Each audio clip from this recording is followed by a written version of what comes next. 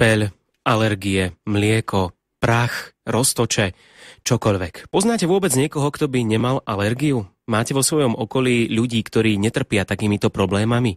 Kýchanie, slzenie, výtok z nosa. Áno, alergia, súčasný moderný trend. O alergiách bude reč v našich dnešných minútkach o zdraví s lekárom Marianom Faktorom. 7 hodín 35 minút.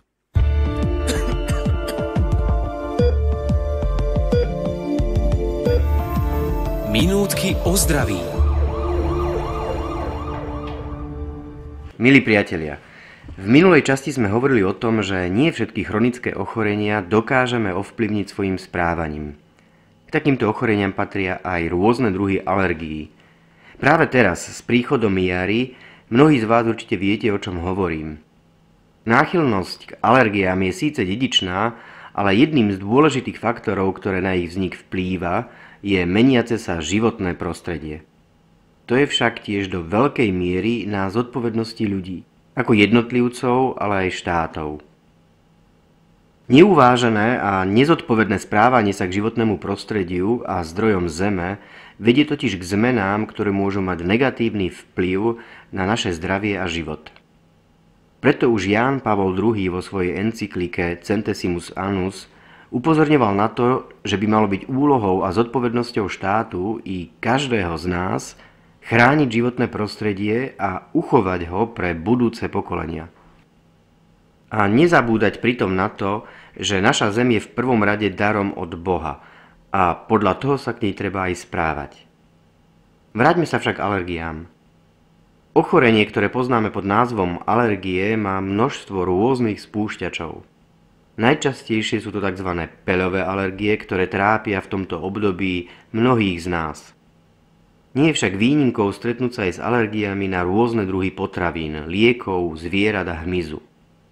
Stále častejšie sa však objavujú aj nové druhy alergií, ktoré dokážu potrapiť pacientov i lekárov. Patria sem alergie na slnko, chlad, rôzne tkanivá, farbivá, chemické látky, parfúmy, ale aj napríklad na vodu, drevo, moderné technológie či cvičenie. Prejavy alergií môžu byť tiež rôzne. Od bežnej alergickej nádchy, kýchania, slzenia či vážnejšie dýchacie a astmatické problémy, opuchy a kožné ekzémy, až po bolesti hlavy, tráviace ťažkosti či podkožné krvácania. Najzávažnejším prejavom alergie je tzv. Anafylaktický šok, ktorý môže za určitých okolností bez včasnej lekárskej pomoci viesť až k úmrtiu. K zhoršeniu alergických prejavov pritom môže prísť vo chvíli, keď je organizmus oslabený, napríklad infekciou, únavou, stresom či nadmernou záťažou organizmu. Aj keď dôvody vzniku alergických reakcií stále vo veľkej miere ostávajú záhadou pre odborníkov, je jasné, že spoločným menovateľom všetkých alergií je prehnaná reakcia imunitného systému.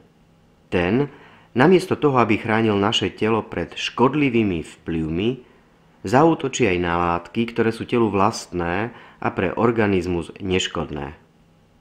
Varovný prst v tomto smere zdvíhajú odborníci, keď odhadujú, že do roku 2050 bude každý druhý Európan na niečo alergický.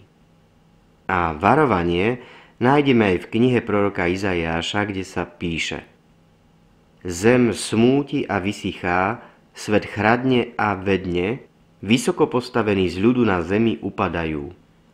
Zem poškvrnili jej obyvatelia, tí, čo prestupovali zákony, prekračovali ustanovenia, porušovali večnú zmluvu.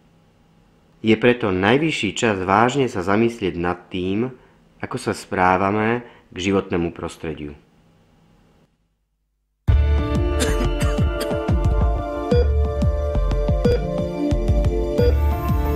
Minútky o zdraví.